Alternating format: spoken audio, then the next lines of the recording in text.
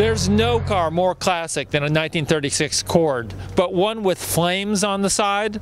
I'm Chris Woodyard from USA Today, here with Ray Simpson of Costa Mesa, California. Tell us how we happened to come by a 1936 Cord with flames on the side. I decided to make it a street rod, if you will, called a semi-custom back in 1955. Now this car has an amazing story. You came by it a while ago. Tell us how you came by this car. I went up to buy a 41 Lincoln Continental convertible in the valley, and the guy wouldn't sell it to me because he thought I would hot rod it. So he had this in his driveway, and he decided he would sell this to me because he didn't think I knew enough about it to hot rod it, which I really didn't, because it's actually a semi-custom, so it's not really hot rodded. And that was back in 1973. 73. Wow.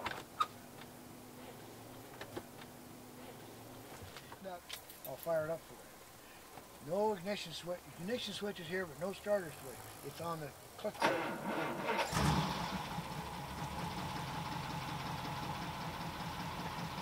Then nothing happens until you select a gear. Is that a stop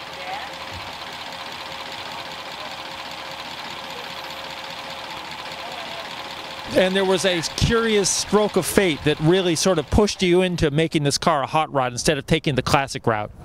Yes, the grill and the hood were stored underneath in my garage on jack stands, and I had a rather errant daughter at 13 years old who bothered her mother's Cougar for a drive, and when she tried to park it back in the driveway, she knocked the garage door off the garage, knocked the car off the jack stands, and flattened the hood and the grill. You must have been apoplectic.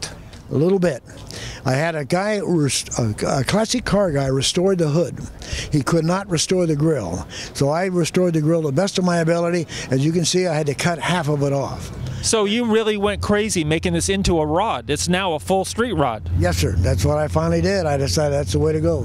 And Ray, what are some of the touches you're most proud of on it? Well, I think lowered 4 inches all the way around, revised, rebuilt engine, more horsepower, multiple carburation, upholstery to match the original upholstery, but out of more modern material. And yet you've still got a lot of the original Cord touches in it. It still feels like a Cord inside and out. The grill is exactly the same except for the 3 instruments I had underneath. He owned Simpson Aircraft, and he liked his cars to look like airplanes.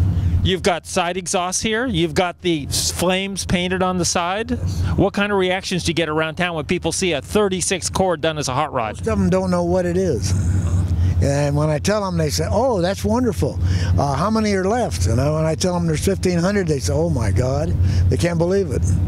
I can't either. And do any of the Cord classic guys shake their heads? Do you get any people saying, "Oh my gosh, what has he done to this car?" Precisely, endlessly.